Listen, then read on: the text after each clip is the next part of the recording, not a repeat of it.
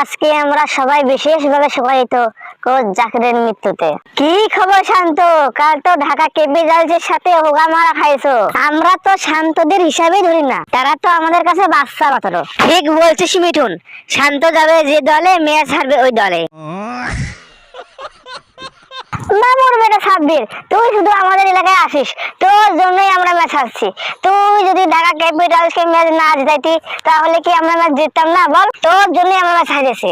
আমার ভুল হয়েছে, আমার ভুল হয়েছে, আমাকে মাফ করে দেন। আমি বুঝি নাই যে এটা শান্তর দল, না হলে আমি প্রথম বলে আউট হয়ে যেতাম। মিঠুন বেহালা, আমরা তো নোয়াখালীকে টানা টানা করে দিয়েছি। আমাদের বুরুক যে খেলা দিয়েছে মামা, মাথায় নষ্ট। পুরা হারা ম্যাচ জিতাই দিয়েছে সে একাই। আহারে ম্যাচ ভাই, আপনারা যেভাবে কইতাছেন যেন আমাদের সাথে ম্যাচ জিতে আপনারা বিশ্বজয় করে ফেলেছেন। ম্যাচ তো আমরাই জিততাম, অল্পর জন্য আমরা ম্যাচটা হেরে গেছি ঈশানুল্লাহর জন্য। এই ঈশানুল্লাহর ওয়াইড নো বলের জন্য আমরা ম্যাচটা হেরে গেছি, তা নাহলে ম্যাচটা তো আমরাই জিততাম। সাকিব ভাই, মিষ্টি কোথায়? কিসের মিষ্টি? সাকিব ভাই, আপনি জানেন না বাংলাদেশের বর্তমান active channel BD cricket dubbing 1.0 চ্যানেলটির সাবস্ক্রাইব 1000 সম্পন্ন হয়েছে? সেই উপলক্ষে আমাদের মিষ্টি খাওয়াবেন না?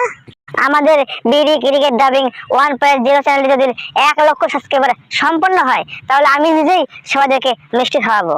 আমি চাই যতগুলা ক্রিকেট প্রেমিক, ফুটবল প্রেমিক আছেন সবাই বিডি ক্রিকেট ডাবিং 1.0 চ্যানেলটি সাবস্ক্রাইব করে আমাদের সাথেই থাকবেন। তো বন্ধুরা, আজকে পর্যন্তই।